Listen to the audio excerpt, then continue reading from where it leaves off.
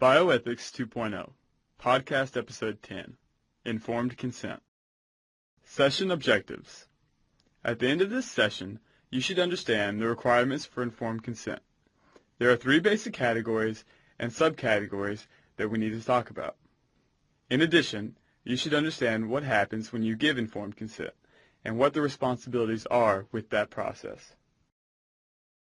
Informed consent.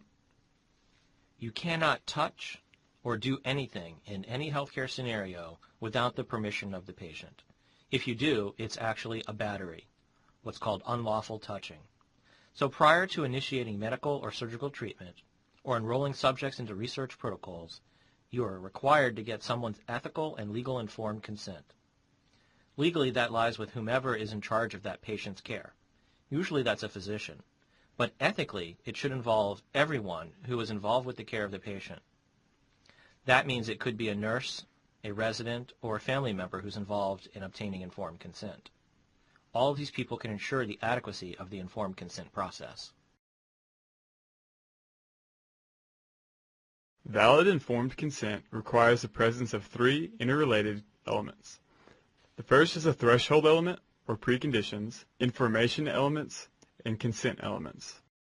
Threshold elements.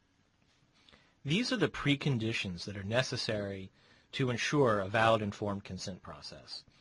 And there are 2 components here. The first is the capacity to understand and actually make a decision. The second is voluntariness. So for the first, we actually have to make a capacity determination. And if you don't know how to do that, we suggest that you actually take a look at episode 9, which is determining capacity. Voluntariness basically means that the patient has to have the freedom to make a decision, that nothing is hampering their free will. Information elements. In terms of information given to patients, there are 3 things that are necessary. The first is there has to be a disclosure of the information that's relevant to the decision.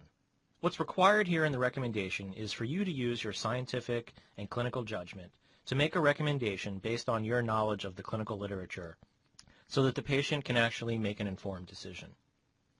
The third thing that's required is understanding of both of these things, understanding of the disclosure and understanding of the recommendation.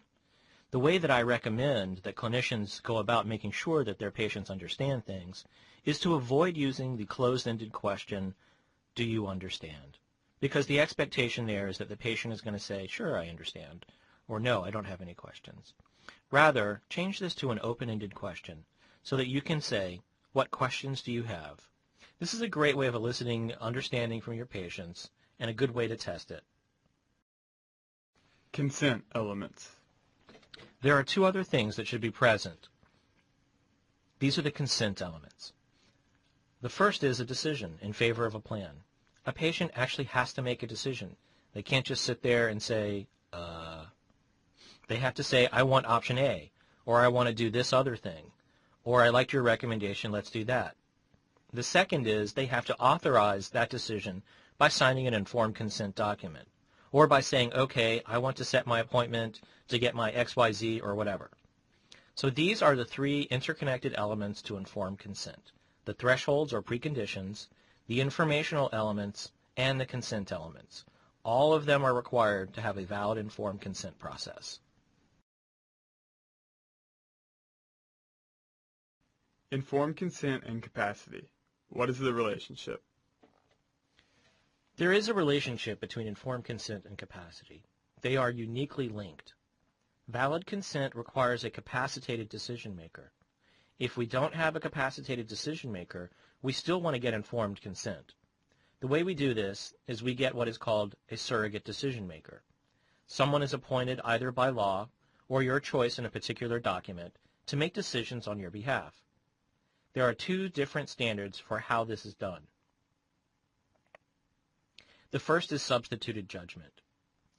If someone asks you to be their surrogate, and you know them really well, you have been friends with them, or they are family, it is assumed that you have intimate personal knowledge of what they are like as a person, and you are in the best place to make a judgment on their behalf.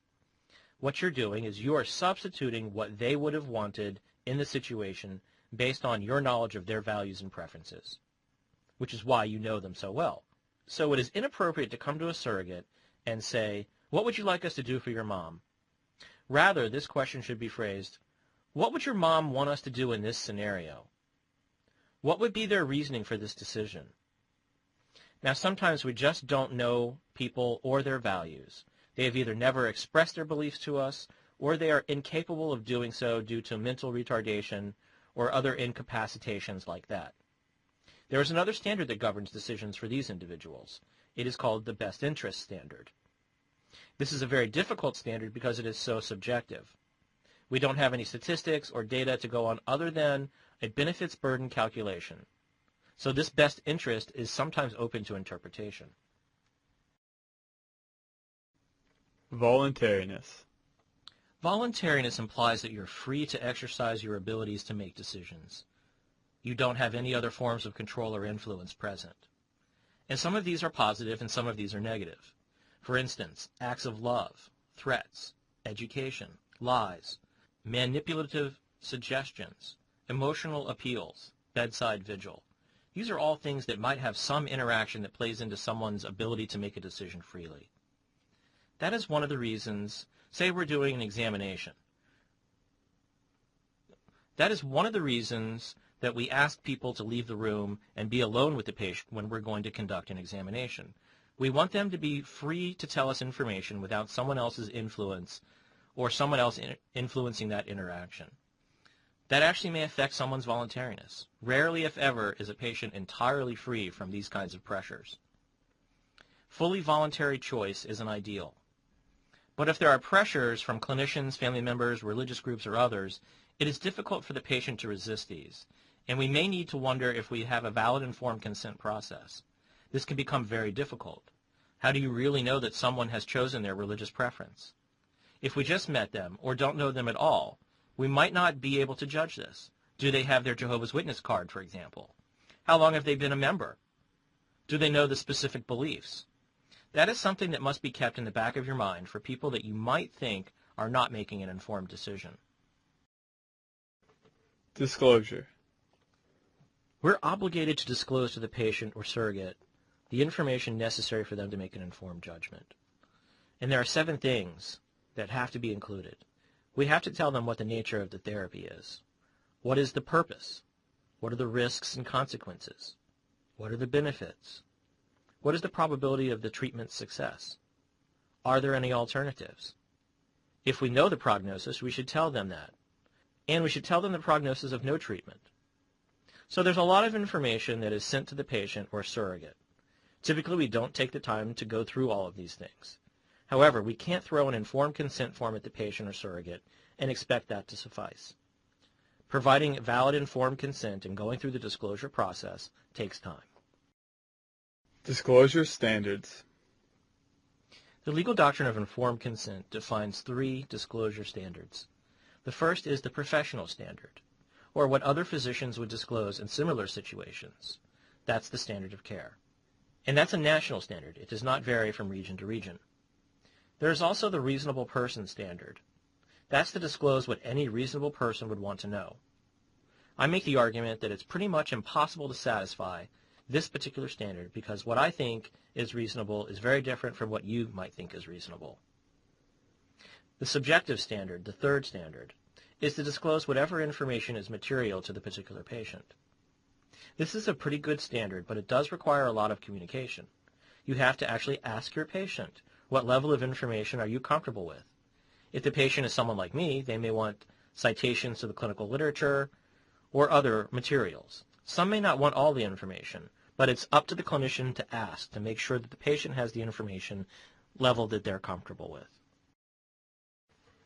Transparency, a 4th standard. There is another alternative, the transparency standard. This is the one that I prefer. However, it's not usually followed. Only the best clinicians can achieve this level. And disclosure is adequate when the clinician's basic thinking has been rendered transparent to the patient and they have had an opportunity to ask all of the questions that they want. Understanding. Information must be disclosed in a manner a particular patient can understand. And the clinician should confirm that the patient understands by asking them to describe in their own words the medical problem and the therapies that are available. And here, just as a reminder, try not to use the closed-ended question, do you understand? Rather, try to use the open-ended question, what questions do you have? The consent form. And as we know, a signed consent form only means that someone has signed it. We do not know what quality went into that unless it is documented in the chart, which we would highly suggest that you do. Exceptions to informed consent. The first exception is emergency, or when a patient is in a life-threatening situation and can't consent. The second is incapacity, when a patient cannot consent, involve a surrogate decision maker. There is also something known as a patient waiver. When the patient says they do not want to know any more and let the clinician do what they think is best, this is known as a waiver. The patient is waiving their rights to an informed decision, and the clinicians will do what they think is best. The last exception is therapeutic privilege, which we have already discussed. This is when you believe that informing a patient will make them go off the deep end. And usually, if you have used this once in your career, you have used it too many times. It should not be an excuse for paternalism. Implementing informed consent. The implementation of informed consent can be very difficult, especially if you are working in a tertiary care facility where you may only see a patient for a certain amount of time, where you may be a floor nurse or an ER doctor. You may not actually see the patient through their whole care trajectory, so sometimes the relationship is brief, but you should not sacrifice quality. There are two models that we use to guide the implementation of informed consent. There is the event model and the process model. The event model says that the clinician meets the patient, explains the procedure, obtains consent, and a signature. In the process model, there is more time for that relationship to evolve. The nurse's role. The nurse's role in informed consent can be very complex, and it has been progressively so over the last few decades as more collaboration occurred. In certain cases, the nurse is the chief clinician in charge. Certain nurse practitioners have full prescriptive authority. Therefore, they're the clinician in charge of obtaining informed consent. For nurses who are not nurse practitioners, there are other tasks that the nurse can help with. They are at the bedside the most, so they can help ensure the capacity of the patient is there. They may see things that the doctor or other clinicians don't, and there should be discussions about those things. The nurse frequently asks all kinds of questions, and thus must be knowledgeable about the information that the patient is privy to. And there should be a united front in the information given to patients. Responsibility versus authority. A paradox. There is a paradox between responsibility and authority. In the current environment, physicians and not nurses make decisions about treatment. In this role as the patient educator, the potential exists for nurses to appear to challenge the traditional authority of the physician, which is why I mentioned that information should be consistent among the entire clinical team. Now, there is an ethical duty here. Nurses are asked to provide information and are given a lot of responsibility. On the other hand, sometimes they are not given enough or the proper level of authority for decision-making regarding a patient. The healthcare team should work in collaboration, but sometimes it does not. So what will you do when you as a nurse get into the situation where you think that the patient is capacitated or not, or you think that the level of information that has been given to the patient is not sufficient, or there's a huge disagreement between other members of the healthcare team? This is the dilemma, and this is the paradox.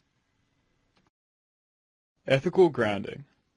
The ethical grounding for informed consent should be very familiar at this point. The patient's right to participate actively in medical decision-making is based on the principle of respect for autonomy.